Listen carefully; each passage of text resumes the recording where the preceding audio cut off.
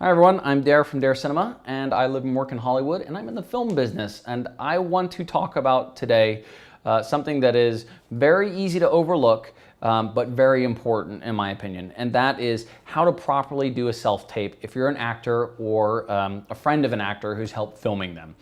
And I think I've probably looked at more than 40,000 auditions in my career.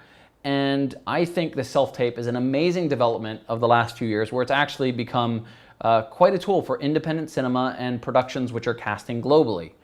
And what makes it so great is normally if you're doing an audition process, you're in a lineup with a bunch of other people, you get handed a piece of paper, you walk in and you've got a few minutes to impress the director or the casting director, and then it's next on to the next person. It's very stressful, it can be very disappointing, and it can, after enough of that, you can sometimes think, I don't want to go out and do any more auditions. Whereas on self-tapes, it gives you a moment to, you'll get the lines, you can practice, and you can actually put up your best possible performance for the casting director or the producer or the director to see. Now, out of the 8,000 or so self-tapes that I have seen, I would say that 98% of them have all had a fatal flaw, and that is that the actor is doing it as a selfie on their phone. And this is really hard to look at as a director, because what we see first is the technical inadequacies of that format. You just don't look good like that doing an audition, and the camera's shaking and it's moving around, and we're not focusing on what we should be focusing on, which is your acting. And really there's four ways you can do a self-tape. One, you can do it selfie mode. Two, you can have a friend in the corner of the room that's kind of holding the phone videoing you or the camera videoing you. Three, you can put the camera on a fixed surface or a tripod. And four, you can get it shot professionally with like a DSLR camera or with a professional camera if you know a cameraman. I recommend number four, and I wanted to show you these four different ones so you can see it, okay? So this is sort of selfie mode with a friend of mine who needed help with an audition for a big TV show that was casting over in Italy, but he's here in LA.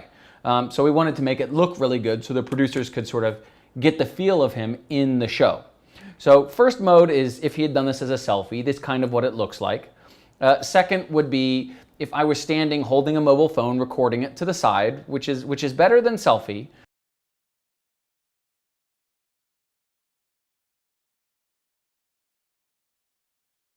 The next up is to just get a simple tripod or even just something you can set the phone or the camera on so it's stable.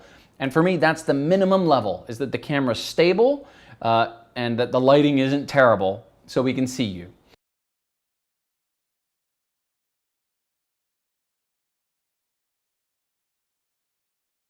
And of course, the fourth is to get it shot on a DSLR camera or a professional camera so that it looks good. Now, if you look at this clip here, it looks good. There's no expensive lighting here. I've just positioned him near a couple windows so the natural light looks good, and I've got him shooting through the camera. You can pick up a cheap used DSLR for a few $100 if you don't have a camera friend. But however, if you're an actor, I strongly suggest you network and find people with cameras and cameramen and directors of photography who like to shoot stuff. One, they always like to shoot stuff so you get good practice, and two, they usually have a good camera and they can either fit you in cheaply at a moment's notice or they can help you do it for free. Okay, so those are the four different ways of doing it. I strongly recommend that you start doing your self-tapes using at least a DSLR to film you. Film it over the shoulder of another person. I think if you're doing a format where it's going to be a narrative type format where you film it kind of in the angle that we expect to see the TV show in, not just talking directly to the camera, but talking as if you were talking to another actor off screen. Okay? That's my recommendation on how to do a self-tape. Don't forget to check out the article on the blog, which has a few more details on this. And also, if you're interested in learning how to shoot DSLR, I've got a course on the website, which you can get, which covers DSLR video and the basics of shooting with that. I'll have more courses in the future that cover acting, directing, casting, and a lot more blog and YouTube episodes about that as well. So please don't forget to subscribe, and I will see you next time.